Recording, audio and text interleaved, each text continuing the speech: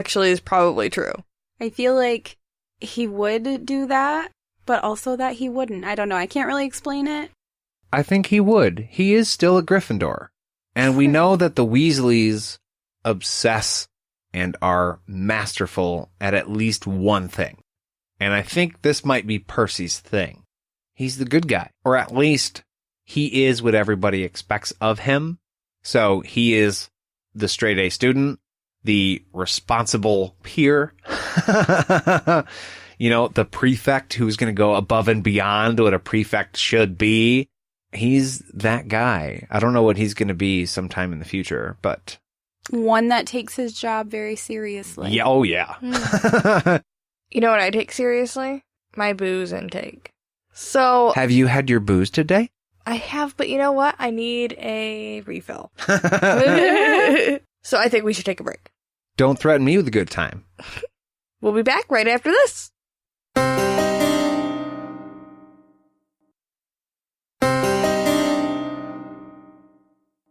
And we're back. And we're behind enemy lines. Well, almost.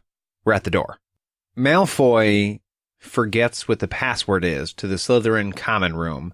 And of course, Harry and Ron wouldn't fucking know what it is. Luckily enough, he's like, oh yeah, pure blood. Who makes up these passwords? And how the fuck would you forget that password? Especially with everything going on. Right. Yeah. Okay, Malfoy. Mm-hmm. Did this tell us what he was talking to? Just a wall. Because, the Gryffindors have... The fat lady. The fat lady. And I'm pretty sure she sets the passwords. Oh, yeah. For the house. So I don't know how this would work, like you were just saying. I'm still not 100% in understanding how they didn't know. Why don't they know where other houses' rooms are? I don't get that. Secrets.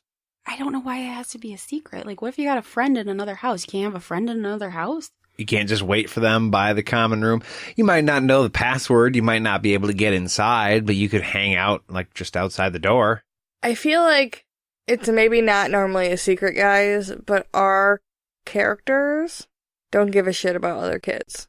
Well, no, that's true. So maybe if they made friends better, we would see other houses. But we don't. But right now, we get to get inside the Slytherin common room. Mm-hmm. And that's kind of fun. It's kind of interesting. I kind of like it. It's a long and low room that has green orbs hanging from chains. It sounds fucking badass. I'm not going to lie. The visual that I got from the description was Michigan basement? No. Oh. I mean, maybe kind of. That's what I got. It was back in the day when the men had the men's smoke rooms and stuff. You know what I'm saying? 20s speakeasy cigar room. Where they would go have their cigar and brandy. Yeah, leather chairs. But green instead of burgundy. Right. I don't know about you guys, but that sounds nice as hell. I want to find one of these places. Real high back chairs. Yeah. Fancy as fuck. Yeah. Go bust out the good bourbon and have a cigar. Well, once they get inside, they're supposed to sit down and chill while Malfoy runs along and grabs some shit. When he comes back, he shows them a newspaper clipping, and Ron is not super happy when he passes it to Harry. Right. The clipping is all about Arthur Weasley and all the trouble he's gotten into, basically because they took and crashed the car. It also says that Lucius Malfoy has called for his resignation and that the Muggle Protection Act should be gotten rid of immediately. Now, what is the Muggle Protection Act? Well, my guess is it protects Muggles. Okay, fair. That's as far as I got with that. It's something that Arthur Weasley drafted up, and it has something to do with certain things that target Muggles in general. Like magical people who are trying to take advantage of Muggles because they don't know any better. Right, or magical objects that are specifically targeted at Muggles are prohibited, I believe. The shrinking keys. Yeah. You could sell a shrinking key and make millions selling them, say, online, and then they just disappear. But it's not cool to fuck with Muggles. Right. So that's what the act's about. I see. Malfoy says Arthur loves muggles so much he should snap his own wand in half and go live with them. You never know he was a pureblood by the way he behaves. You can feel it because Ron, well, that's his dad. Mm-hmm. And he's talking shit about his whole family. Ron does not have the longest fuse. Never has. Right. So that he's sitting still for even a second and not outing himself is pretty impressive. Mm-hmm. Yeah. I feel like the only thing that this conversation has for it is that Crabbe and Goyle are dumb, and they probably don't make the right facial expressions when they're supposed to anyways, and or Malfoy is very self-absorbed, so he's probably not paying a lot of attention. He's just talking to hear himself talk, probably. It doesn't really matter to him whether or not they actually thought he was funny, as long as they laugh and cater to him. Right. And to illustrate this more, he goes on to say that I'm surprised the Daily Prophet hasn't reported these attacks that have been happening at the school. And that's probably because Dumbledore's trying to hush this shit up. He doesn't want it to end up being a bigger deal than it has to be. And he goes, look, if it doesn't stop, he's probably going to end up getting fired. The dude loves Muggleborns. He'll do anything to protect them. But a proper headmaster would never allow someone like that fucking Colin Creevy in this school. And then he does a super mean but accurate impression. Malfoy is a very big bigot. You don't realize it until you get behind enemy lines, like you said, and he's like very open. Well, I think we've only seen it because we're, on Harry's side. Yeah. And this is him letting loose with his best friends. That's the feeling you're supposed to get. He's a fucking dirtbag, and he's in his element right now, being a huge dirtbag. Yeah. Mm-hmm. And he's picking on Colin. Can I take your picture, Harry? Can I get an autograph? Please, can I lick your shoe? And, Harry and Ron are like, hey, fuck off. But they don't think it's funny. Right. So Crabbe and Goyle don't laugh right away. And Malfoy's like, what's the fucking matter with you two? And they go, oh, haha, yeah, good one. Sorry. And that's good enough for him. It doesn't really matter if they, busted a gut. He just wants some acknowledgement. I made a joke, goddammit. Tell me I was funny. Yeah. Well, and then he starts talking about Harry, giving him shit for hanging out with Hermione. She's a mudblood. Right, and people think he's the heir of Slytherin, and it pisses him off, because if he only knew who it was, he could help him, and obviously Harry's not the fucking one. And now Malfoy is not either. Right. Because he'd want to help heir of Slytherin unknown.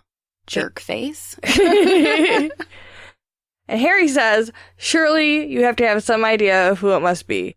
And Malfoy's like, dude, how many times do I have to tell you? My dad won't tell me because it'll look suspicious if I know too much.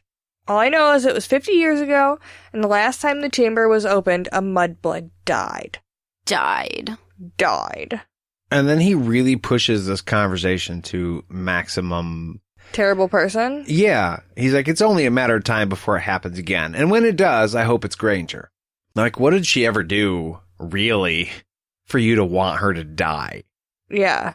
Even Malfoy, he's not born with that amount of hate.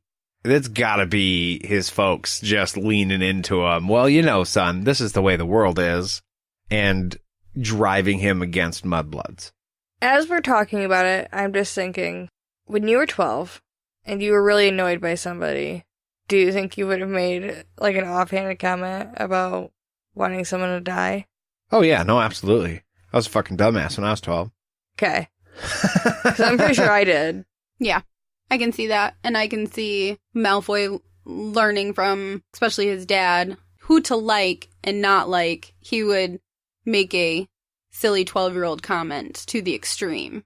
Yeah, that sounds terrible. And like, ooh, only a horrible piece of shit would say something like that. But when you really think about the reality, I mean, it's 12-year-old assholes say that every day. But he is still kind of a horrible piece of shit. Oh, no, he is. Okay, cool. Oh, no, he is. Yes. For sure. Same page, then. Yeah. So, Harry asks, was the person who opened it last time caught? And Malfoy's like, oh, yeah, they're probably still rotting away in Azkaban. To which Harry goes, Azkaban? Like, stop asking obvious questions that Crabbe and Goyle would know. And only somebody, a Muggle-born, the Would people, not. right, the people that Malfoy's bitching about would not know. He's like, yeah, dude, it's the wizard prison. I swear, if you were any slower, you'd be going backwards, which is really fucking funny. Mean. No, it is funny. Mean to say, especially to your friend, but funny. He's definitely witty. You raise a point that I had actually here. I feel like most of this conversation is not very realistic because these kids live together. And as far as we know, Crabbe and Goyle are Malfoy's closest friends, even if they're dumb as hell. I feel like at this point, they would have had these conversations a couple times already. Malfoy repeating it, I feel like he would be more annoyed than he is at having to repeat a lot of this information. In reality, he probably wouldn't repeat the information. He'd probably just be like, dude, we talked about this. Right. What's the fucking matter with you? And leaned into, why are you being weird, instead of just explaining it all over again. Right. Unless he's just talking to hear himself talk. Also a good possibility. Very true. But that doesn't explain him spitting out the info about the raid at his mansion a week ago. Because he tells them that Father says I have to let everything go because our manor was raided like a week ago, and they didn't find a whole lot, but Father's got some dark art stuff hidden under a secret chamber under our drawing room floor. Yeah, I have no idea why he would divulge this kind of information. If your family has a secret fucking room where you're keeping dark art stuff, which I'm guessing illegal? Yes. Yeah. Why? Well, and why would he have said it then? Because the raid happened a week ago. And if you found out via Owl, you probably would have told them when you read the Owl when they were sitting next to you when you read the fucking Owl. Right, so they already would have known. You've already had a bunch of other conversations with them. Right. So that came across as weird to me that he was just like, oh yeah, you know, something is funny about Malfoy this whole chapter. Mm-hmm. At this point, though, Harry notices that Ron starts to blush and his nose is growing long, and that means that the carriage is turning back into a pumpkin. Yes. And they need to go. Wow, Oh. that was a good analogy. Yes, Good that was one. really good. And yes, they do have to go. So Ron comes up with this made-up stomach flu issue, kind of on the spot. He's like, oh, medicine for my stomach, and he pops up and he needs to get the fuck gone right away. And Malfoy buys it because he believes they've been in the Great Hall just stuffing face this whole time, which we know to be true. You know, they just finished it off at the cake, and that's why they're not who they are. I kind of wish we could see in Malfoy's head at this point, because was he not paying any attention at all? Because it says that Harry could see Ron looking different, and that he could see Ron looking at him like, uh-oh. So they obviously were both starting to shift back, and Malfoy must have been, like, staring at the ceiling. I think he was just in his own self-absorbed world that he wasn't paying attention. No, he was villain monologuing. Right. He was way too incredibly busy explaining every single detail of his evil plan. Okay. You know what I'm saying? Yeah, I'll buy it. And it makes sense. It's a good MO for Malfoy. So they burst into the entrance hall, and they can hear Crabbe and Goyle trying to, like, get their way out of the broom closet that they're locked in. Ooh. And they don't let them out because obviously they'd be able to tell who put them in there. But they leave the shoes there, which somebody's going to find and be like, why the fuck? Okay, whatever. Yeah. The proper thing to do would have been, and I think we can all agree, is to tie the laces together, go outside of Hogwarts, and throw them over the nearest telephone pole, the wires. Oh, yeah. That's Yeah. how you dispose of shoes proper. Just saying. This is true. There was a real missed opportunity here, and I'll bet Fred and George would have done that. For sure. Or some crazy magic can't get the knot out spell. Oh, that's a good one, too. Knotted them all right up.